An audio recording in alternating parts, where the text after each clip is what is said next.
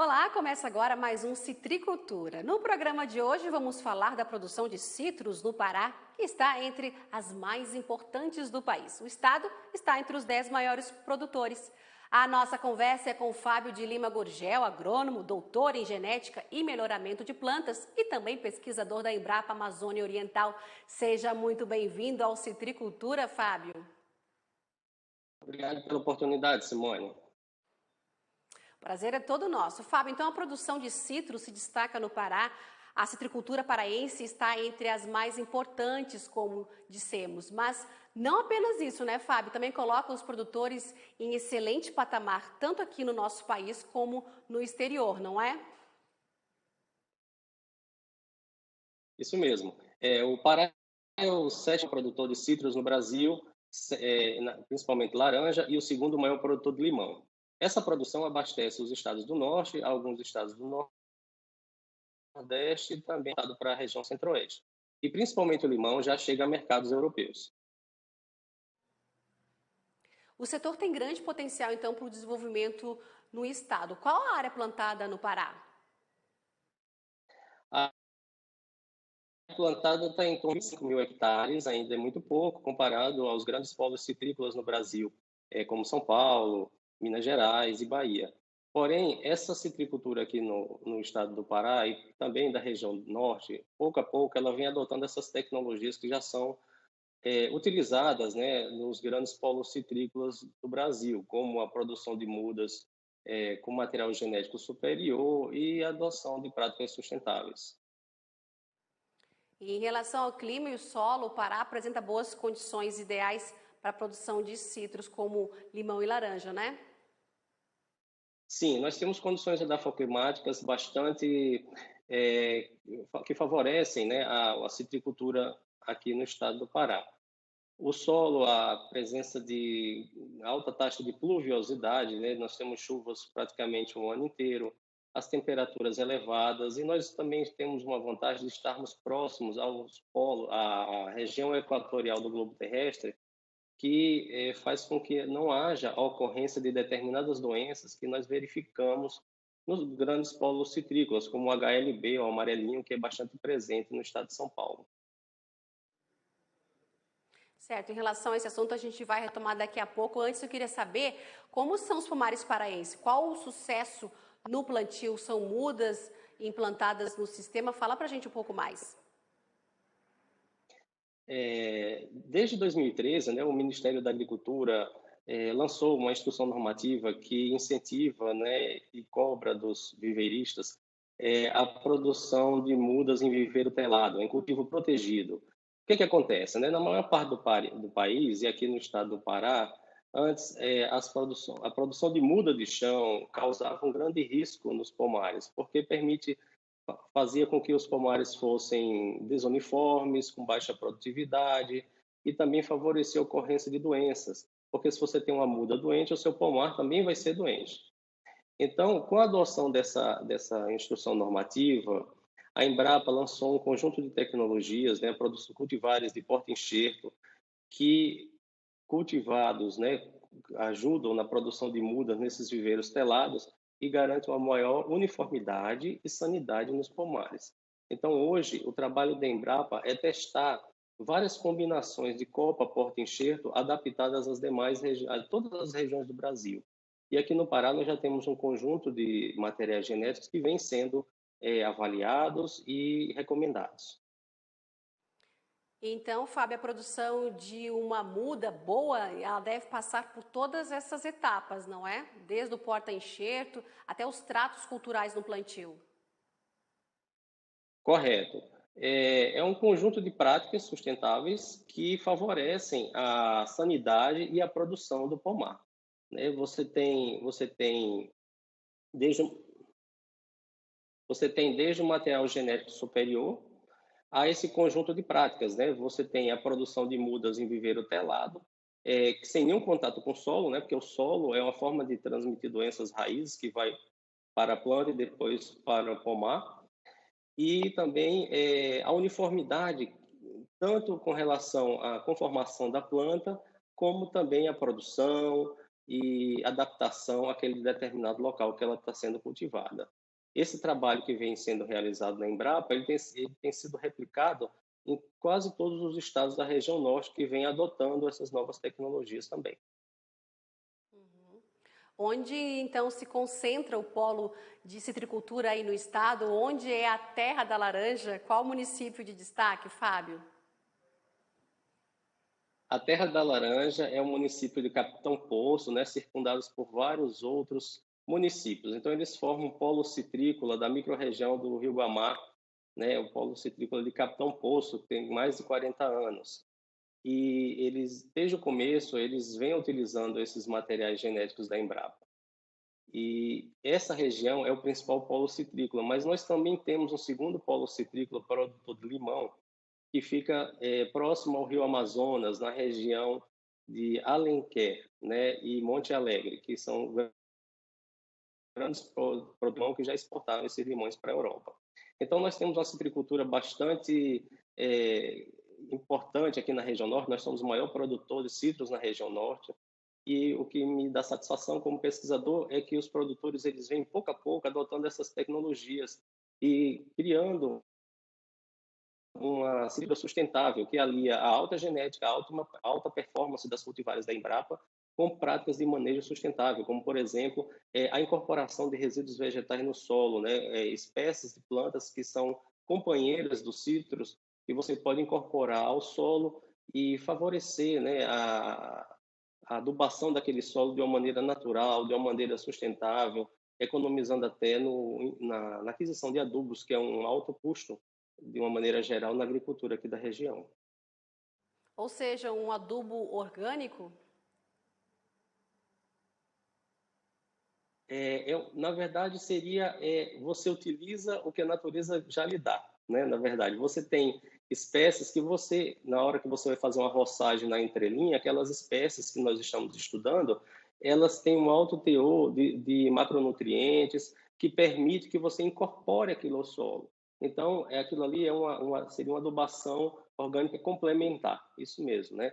Você está favorecendo espécies. Então, nós temos estudos também, tanto da genética como nessa questão de incorporação de material vegetal ao solo na entrelinha. E importante falar que todo esse trabalho é feito em parceria com o produtor, né? A Embrapa ela não trabalha sozinha, ela trabalha sempre com os produtores aqui da região. Então, nós temos tido um grande apoio para essa área de pesquisa e receptividade, porque o produtor vê na sua propriedade a tecnologia sendo aplicada e dando certo. Essa questão do adubo é importante, né? Que acaba não encarecendo a produção, né? E isso reduz bastante o custo, né? Essas espécies, que nós temos um estudo com várias espécies, e para cada região nós temos uma recomendação. Então, os produtores, a primeira coisa que eles falam é justamente isso, o custo para a questão do adubo reduz bastante, porque essas espécies elas são incorporadoras de macronutrientes no solo. Fábio, vamos falar mais sobre essas práticas que devem ser adotadas em cada região. Certo. Esse controle do mato, né, vamos falar assim, ele aqui na região amazônica, ele inicia em outubro e vai até maio do ano seguinte, né? Então, existem as plantas daninhas, né, que são essas plantas que elas não ajudam muito na incorporação do solo, de macronutrientes no solo, e existem aquelas plantas companheiras, né, que proporcionam uma cobertura vegetal, uma proteção do solo e uma reciclagem de nutrientes. Então, a Embrapa ela testou várias espécies, por exemplo, a Braquiária decumbens, o feijão de porco, o milheto, a combinação de feijão de porco e milheto e o nabo forrageiro. Então, os produtores conhecem, os citricultores conhecem essas espécies. Então, lá no estado do Amazonas, nós estamos desenvolvendo essa pesquisa, foi verificado que a Braquiária decumbens proporciona uma incorporação de 92%, né, dos macronutrientes, ou seja, o controle da vegetação nativa ou espontânea é de 92%, plantando na entrelinha Braquiária decumbens. Então, isso proporciona, né, todo mundo sabe que nós estamos no período de chuva aqui da Amazônia, chuvas intensas, o mato ele cresce muito nas entrelinhas das culturas. E na citricultura não seria diferente. Então, a partir do momento que você planta uma espécie na entrelinha que vai proporcionar uma reciclagem de nutrientes, né, esse serviço ambiental, uma incorporação de macronutrientes no solo, aliada à alta genética das cultivares, né, de porta-enxerto, das combinações de porta-enxerto e copa, você vai ter um pomar mais nutrido, mais resistente a doenças, mais produtivo, né, e mais uniforme. Fábio, das principais frutas, laranja, tangerina, vamos falar um pouquinho do limão. Dos produzidos na região Amazonas, qual é o que tem mais destaque? É interessante essa sua pergunta, porque em função do estado, nós temos um tipo de limão diferente. Aqui no Pará, o principal limão utilizado, cultivado, é o limão Tahiti. Mas lá em Roraima, existem outros tipos de limões que vêm sendo testados, uma variedade muito grande. Isso em função do mercado, né? Do destino do mercado. Aqui, a produção de limão é absorvida bastante pelo estado e o excedente também é exportado para outros países, e até para outros estados aqui de outras regiões do Brasil. Mas as espécies de limões cultivadas variam em função de estado para estado. Como o Pará é o maior produtor, então se destaca a produção de limão Tahiti. Então, o Tahiti é o mais popular, assim dizendo, é do gosto dos consumidores, da população? Isso mesmo, o limão Tahiti é aquele que tem a maior aceitação, né? Seja para suco, é bastante utilizado também para drinks, né? Para fazer drinks, tipo a caipirinha, né? Que é tem aceitação nacional e até em outros países. Por exemplo, lá na Alemanha, o nosso limão é exportado, porque lá eles vendem um kit, né? O kit de caipirinha. E vende o limão, a cachaça. Então, o pessoal lá, os alemães, eles gostam muito da nossa bebida. E o limão brasileiro, paraense, chega lá. Mas o estado exporta mais é o Tahiti? Isso, mas a maior exportação de limão, 80% é de limão Tahiti. Ô, Fábio, além do limão Tahiti, que é muito produzido aí no estado, vamos falar um pouco do limão siciliano. Ele é um limão mais caro, né? Mas como é que é a produção em larga escala aí no estado? A produção vem crescendo um pouco, mas ela não é destaque ainda, né? Ela atinge o mercado nacional e tem uma exportação também, principalmente para o estado do Maranhão. Por ser um limão mais caro, né, ele ainda tem pouca aceitação aqui na região. Mas ele é menos ácido, né, Fábio? Isso, ele é menos ácido, é mais doce, né? E as pessoas que têm problemas de saúde, gastrite, essas coisas, preferem, né, consumir esse tipo de limão. Fábio, vamos falar agora dos porta-enxertos, né? Quais seriam os recomendados? Aqui na região norte, os porta-enxertos que vem destacando são os porta-enxertos do tipo citrandarins, que eles já têm, são bastante conhecidos no centro-sul, no cinturão citrícola do estado de São Paulo, e aqui também eles vêm ganhando bastante importância e adesão dos citricultores. São tipos de crescimento, né, semi-analicante, que favorecem a colheita manual, uma grande padronização dos pomares e pouco a pouco a área plantada, principalmente aqueles produtores citricultores que querem renovar os seus pomares, vem adotando esses porta-enxertos, seja para o cultivo de laranja, que aqui se destaca a laranja-pera, como o limão Tahiti. E, Fábio, quanto aos produtores que trabalham com a plantação de frutas cítricas em Capitão Poço, tem uma estimativa, uma vez que a citricultura ela é a principal fonte de renda? Isso, a citricultura, ela aqui no estado do Pará é formada por 3 grandes empresas produtoras, mas a base é a agricultura familiar, né? São cerca de 4.000 produtores aqui no estado. Então, essas tecnologias elas estão acessíveis tanto aos grandes produtores quanto aos pequenos, que vêm procurando com bastante interesse esses genótipos, né? Esses porta-enxertos melhorados da Embrapa. É importante ressaltar que antes esses porta-enxertos, as mudas desses porta-enxertos eram produzidos naquele viveiro que eu falei anteriormente, viveiro com mudas de chão.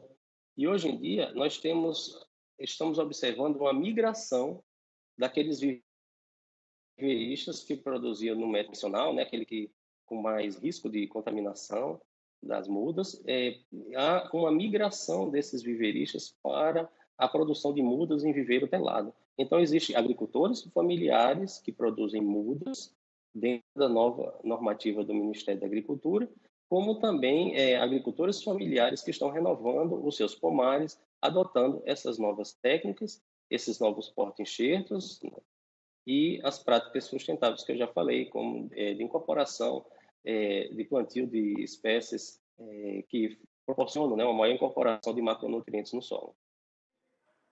Além de Capitão Poço, quais outros municípios que hoje também se destacam e que realizam exportação de limão in natura, tangerina, por exemplo? Nós temos o município de Monte Alegre, localizado em Santarém, né, que é um grande município aqui do estado do Pará, próximo ao Rio Amazonas. Então, eles têm essa comercialização, né? Eles utilizam o rio para comercializar tanto para o estado do Amazonas, como também para outros países, né? Os rios são as estradas em que a citricultura se envolve aqui no estado do Pará. Ele serve tanto para exportação para a Europa, como também para abastecimento de zonas de Manaus, que a produção lá ainda é muito pequena. Então, o limão produzido no estado do Pará vai para o estado do Amazonas. O estado recebeu status, né, de área livre de cancro cítrico. O reconhecimento oficial do Ministério da Agricultura veio em 2017, se eu não me engano. E como estão os procedimentos hoje para a manutenção do status fitossanitário relativo à praga, Fábio? Isso, o Estado ele tem uma grande preocupação, né? Não só a Embrapa, mas todos os nossos parceiros, a agência fiscalizadora que aqui é a Depará, a Secretaria de Agricultura do Estado, as secretarias municipais, as EMATERs, todos estão com essa preocupação de que o Estado do Pará seja um Estado livre de doenças. O cancro cítrico foi o primeiro, né? Mas nós temos toda essa preocupação de fazer acompanhamento, o monitoramento dos pomares é uma realidade, seja por meio dos pesquisadores, seja por meio dos colegas que trabalham nessas agências fiscalizadoras. Então, a gente vê que aqui no estado do Pará, essas grandes doenças que acometem o grande polo citrícola brasileiro, né, que é o Cinturão Paulista, e também nos Estados Unidos, em outros países, não chegaram aqui no Pará. Então, a nossa preocupação é que essas doenças não cheguem, nós estamos realizando um monitoramento e a diversidade dos porta-enxertos, a diversificação dos pomares e a adoção de práticas sustentáveis, porque os pomares citrícolas são cultivados em áreas de renovação, né? Nós estamos renovando os pomares com essas práticas de alta genética e práticas sustentáveis de controle do mato, adotando espécies incorporadoras de macronutrientes no solo. Então, todas essas práticas fazem com que o Pará seja um exemplo para toda a região norte em adoção de controle de doenças. Eu falei aqui do cancro cítrico, né? Todos os polos, Fábio, citrícolas, são áreas livres e eu também gostaria de saber se esses municípios que você citou aqui para a gente são polos cítricos livres, por exemplo, do greening ou da pinta preta, doenças que atingem a plantação de laranja, por exemplo, que devastam um pomar? Isso, ótima pergunta, porque essas doenças que atacam os pomares paulistas não chegaram aqui no Pará, né? Seja por questão de temperatura, que a nossa temperatura, pluviosidade, favorece o cultivo de doenças favorece o cultivo de citros sem a ocorrência dessas grandes doenças que devastam os pomares paulistas.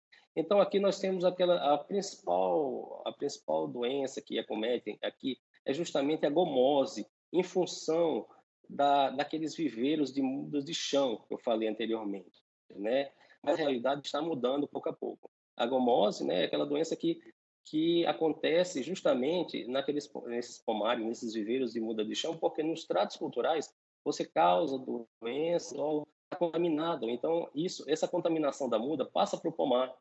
Então, essa é a principal doença que ataca aqui os nossos pomares. Mas à medida que os produtores vêm renovando os seus pomares, está verificando a diminuição da incidência dessa doença. Em função de quê? Da adoção de práticas de sanidade, de controle de doenças que vêm começando desde aquele período da formação digital.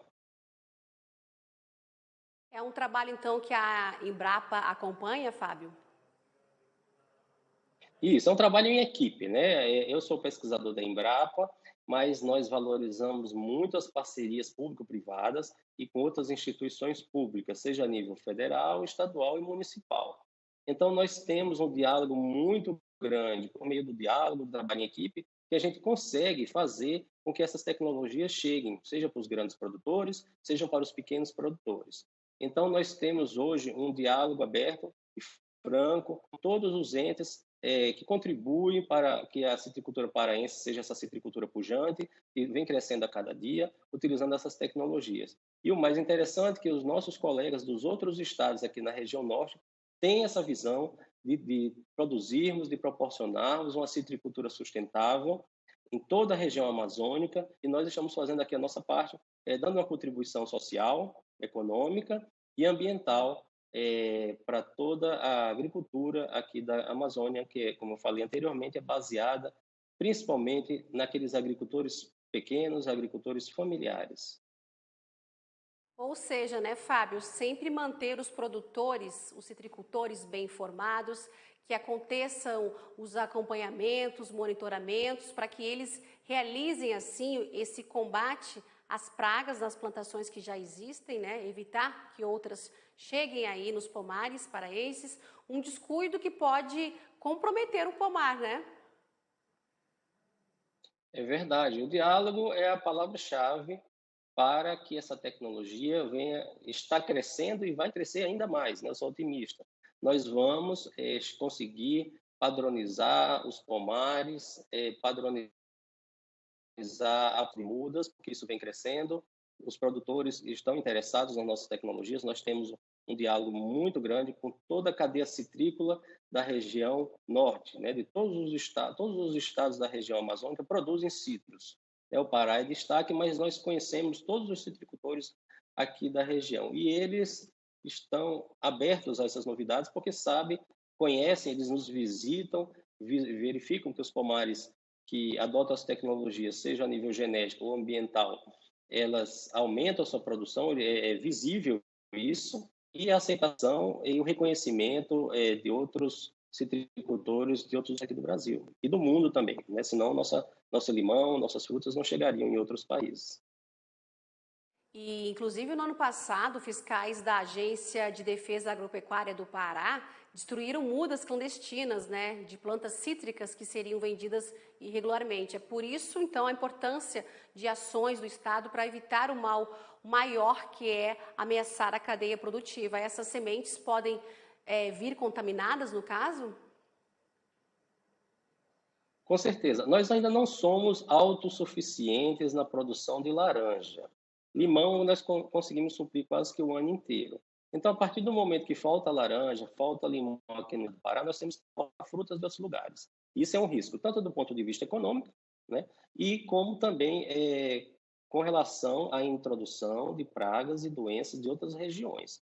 Então, o Ministério da Agricultura, de Fiscalização Agropecuária, tem feito um excelente trabalho aqui no Estado, eliminando essas mudas mesmo, porque a gente não pode sacrificar todo um esforço tecnológico e interesse daqueles produtores, que a maioria dos produtores estão conscientes disso, de que a gente não pode trazer mudas, não só frutas, mas também mudas. Ainda existem outros estados que têm grandes viveiros que produzem mudas de chão. E aqui no estado do Pará, nós não estamos introduzindo mudas de chão de outros estados, justamente com essa preocupação de não destruir os nossos pomares, como acontece em outros estados aí que o produtor tem que eliminar a prática de toca-fogo, né, em seus pomares citrícolas. Então, aqui no estado do Pará, nós temos essa consciência, essa preocupação. E junto com o Ministério da Agricultura, nós estamos fazendo cursos de capacitação com os produtores, palestras, dias de campo, para mostrar quais são aqueles melhores materiais, os melhores genótipos, a importância de práticas agropecuárias sustentáveis, Isso se repete em todos os estados da região norte em que a Embrapa. Fábio, a gente já está quase encerrando, mas antes eu queria saber, dentre todas as variedades, a laranja, a pera, por exemplo, é uma das mais consumidas nacionalmente, tanto para o consumo dos frutos in natura, como também para o processamento de suco, né? A laranja pera possui melhores características de sabor, mais doce, menos ácida, é isso? Fale um pouco mais sobre essa variedade.